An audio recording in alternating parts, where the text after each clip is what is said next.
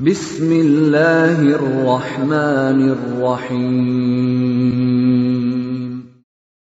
وَلْتَكُنْ مِنْكُمْ أُمَّةٌ يَدْعُونَ إِلَى الْخَيْرِ وَيَأْمُرُونَ بِالْمَعْرُوفِ وَيَنْهَوْنَ عَنِ الْمُنْكَرِ.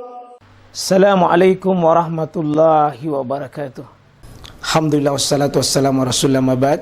Allah berfirman, wajahidu bi amwalikum wa anfusikum. Berjuanglah kalian, berjihadlah kalian melalui hartamu dan dirimu. Hampir semua ayat-ayat berjuangan dan pengorbanan itu dimulai dengan bi amwalikum, harta kalian, harta kalian. Saya mengajak secara praktis dan kami sudah buktikan. Rp1.000 itu bisa luar biasa dahsyat. Bisa beli mobil, bisa buat kuburan, ya, bisa membangun masjid. Uang 1.000. Mari kita satukan uang 1.000 kita. Nanti kami jemput. Di rekening ini insya Allah bisa kita buat. Di rekening ini insya Allah kita buat sebuah kekuatan umat dengan Rp1.000. Rp1.000 dahsyat. Huzaifah al-Yamani beliau mengatakan,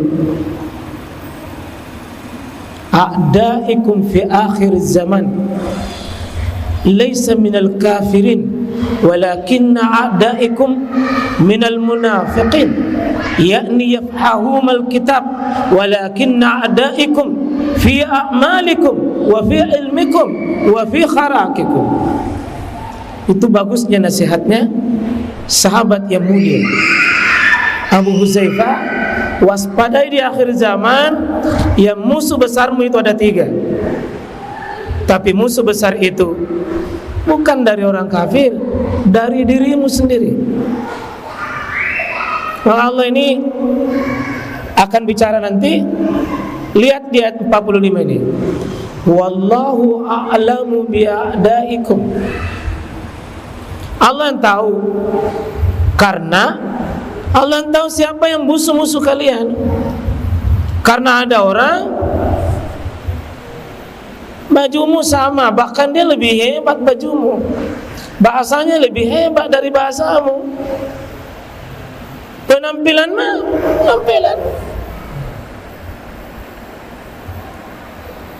tapi memusuhi Islam. Di masa Nabi, ya ikhwah, musuh itu ada 3.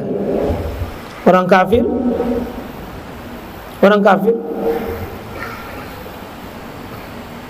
tapi ini tidak seberapa, karena jelas warnanya, jelas juga permusuhannya. Karena itu di awal Al-Baqarah itu cuma 5 ayat saja, 5 ayat saja. Sesudah ditutup, innal ladzina kafaru sawa'un 'alaihim a anzartahum am lam tunzirum la yu'minun. Sesudah khatamallahu ala qulubihim wa ala sam'ihim wa ala absarihim bisyahwati wa lahum adzabun adzim. Selesai. Kentara. Dan itu strategi kita jelas, karena dia musuh.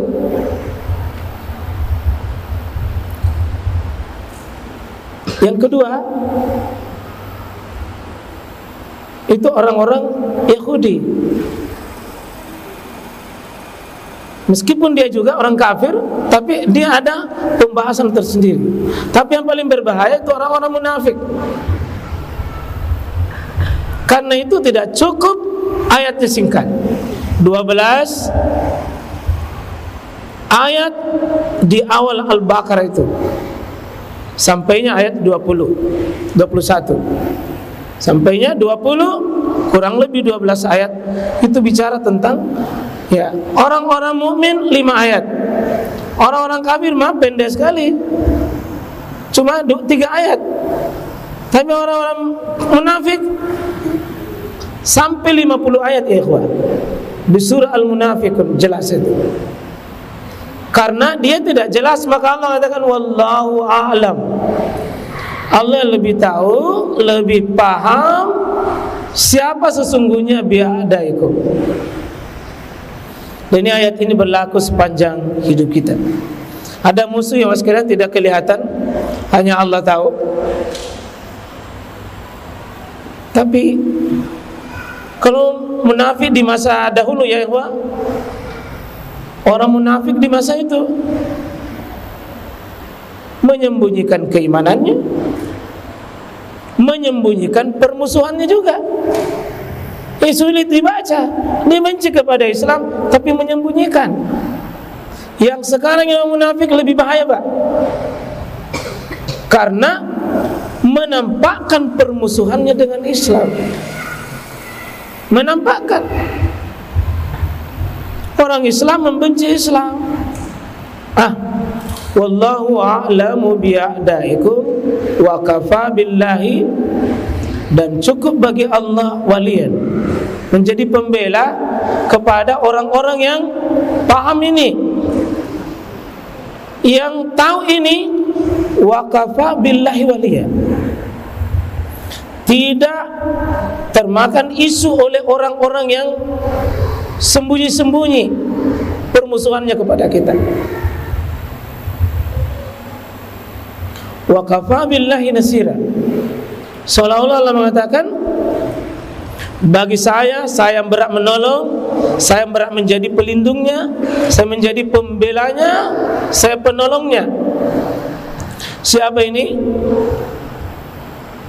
Orang-orang yang beriman, sehingga dia tidak terjebak oleh musuh-musuh kita.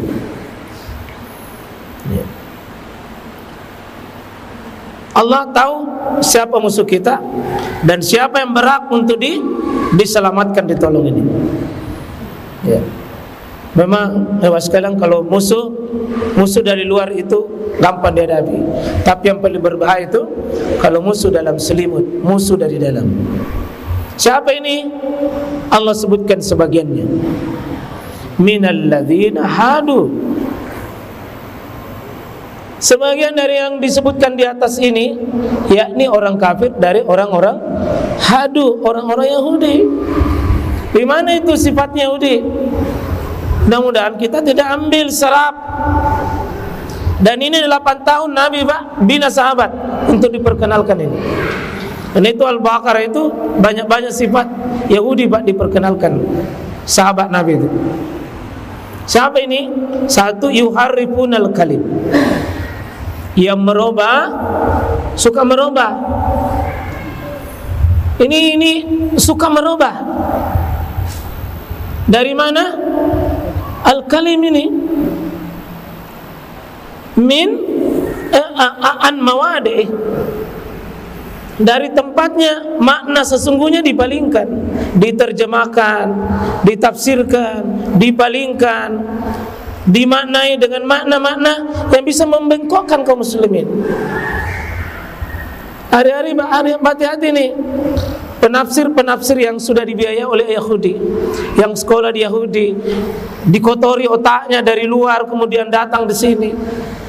Itu yang liberal-liberal, musuh-musuh Islam yang sudah otak-atik.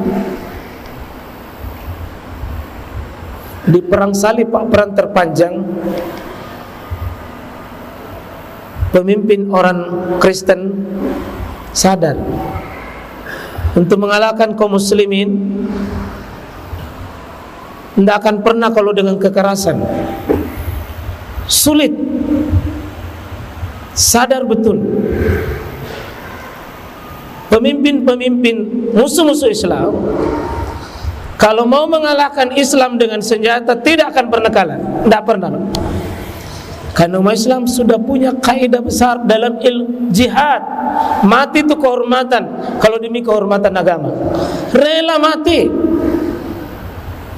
Jumlah kaum muslimin sedikit, tapi kalau semangat jihadnya menyala Pak, sulit.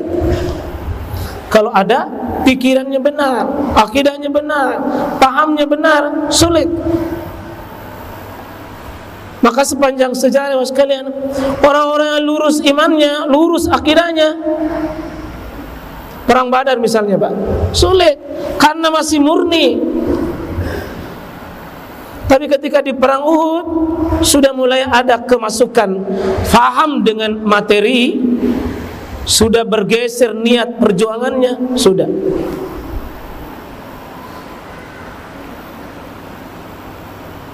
Maka pemimpin-pemimpin Kristen dalam sepanjang perang salib ada los 9 itu pemimpinnya.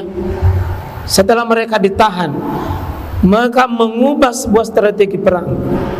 Dan strategi perang ini ternyata dari Yahudi. Apa itu? Yang disebut dengan ghazul fikr. Perang bukan senjata. Perang bukan dengan bom, bukan dengan strategi fisik. Fikr, ghazul fikr. Perang pemikiran.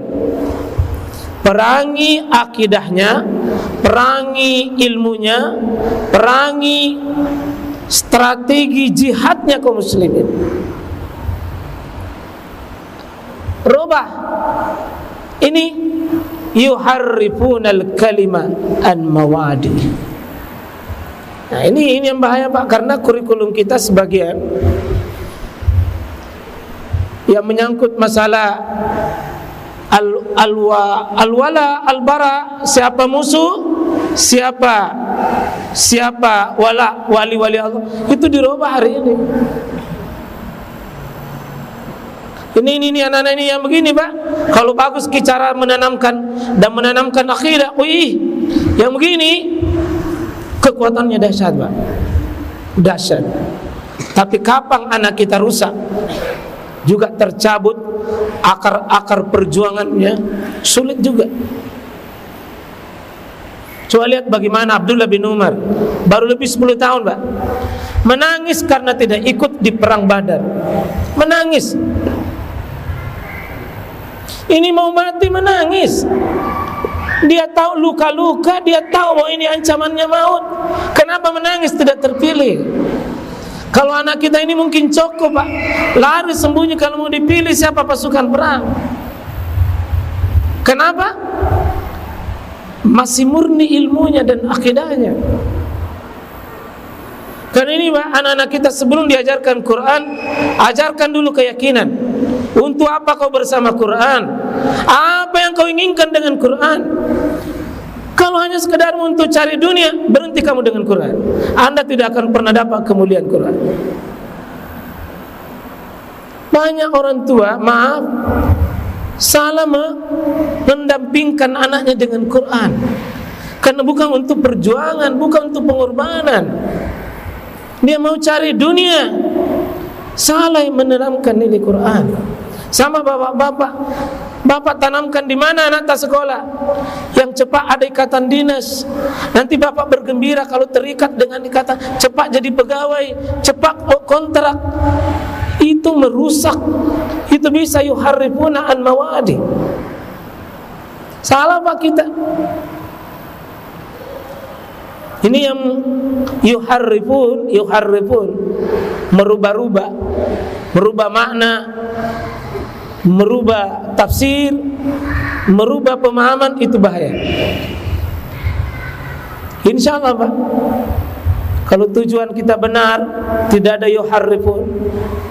Apa perkataan yang kedua? Wa yaquluna sami'na. Orang-orang hadu ini, Yahudi tadi, ada jelek ini. Wa yaquluna sami'na. Mereka berkata kami dengar. Tapi wa asaina, kami ini dengar tapi menentang. Nggak dengar. Dan ini kekufuran kepada Nabi ini. Dia dengar Nabi, dia hadir di majelisnya Nabi, dia mau sama Nabi, tapi dengar telinganya dia wasaina, bermaksud. Ini bahaya, Pak. Ini bahaya nih, kekufuran. Dengar tapi tidak mau taat. Bahkan dia bilang begini, wasma ghaira musma. Kaum Muhammad dengarlah, dan bukan untuk mendengar. Bahkan dia menghina Nabi dengan 3 iman. Wasma, Muhammad kau dengar, ghaira musma. Waraina, ini waraina, Pak, ejekan yang sangat jelek ya kepada Nabi SAW dengan waraina. Waraina itu ejekan, ya tidak peduli, cuek, ya tidak peduli sama Nabi sallallahu alaihi wasallam. Ya, layya bi alsinatihim. Ya. Wa ta'na fiddin walau annahum qalu sami'na wa ta'na wasma wanzurna. Ini prinsip yang bagus. Qalu sami'na, ya, walau annahum qalu, sekiranya mereka itu berkata, ini yang bagus, sami'na wa ta'na. Kalau di atas sami'na wa asaina. Kalau orang beriman sami'na, coba kita mau pilih yang mana? Sami'na wa asaina atau sami'na wa ata'na? Sami'na. Kalau ada nasihatnya dari guru kita, belajar berkata, sami'na ya ustaz wa ta'na ya ustaz. Kami dengar, kami taat. Tidak usah banyak ngomel lah. Belajar sami'na wa ta'na, sami'na wa ta'na. Belajar ya, minta tolong. Sami'na wa, jangan mirip Yahudi. Sami'na wa asoina, kurang ajar itu. Ada juga itu sami'na sami'na wa ta'na, tapi wa fikir-fikir dulu. Pikir-pikir dulu. Enggak usah dipikir-pikir dulu. Ini yang banyak juga begini orang Islam. Kita pakai ya, innahum law annahum qalu sami'na wa ata'na. Diulang. Sami'na, sami'na, sami'na. Jangan sampai di atas itu sami'na wa asaina. Nah dengar tapi tetap tonji berjalan penentangannya. Wasma, kau mendengar. Wanzurna, ya, kamu perhatikan. Lakana khairan lahum, itu akan menjadi baik bagi mereka. Ya, wa aqwam, walakin la'anahumullahu bikufrihim fala yu'minuna illa qalila. Memang berharap keimanan, Pak, itu memang bukan perkara ringan. Memang ini pejuang-pejuang Quran, teman-teman di sini yang para mujahid menghadapi Quran anak-anak kita. Ini perjuangan yang tidak ada pensiun dan tidak ada berhentinya. Saya mohon teman-teman yang terjun dalam dunia Quran ini memang butuh perjuangan. Menanamkan nilai Quran ini bukan waktu singkat. Dan jelas sekali nanti musuh kita. Ini nanti akan ada model begini, Pak. Quran bicara sama kita bukan ada begini. Akan ada model begini nanti. Yang dinasihati sami'na wa asaina. Mudah-mudahan bermanfaat bagi kita.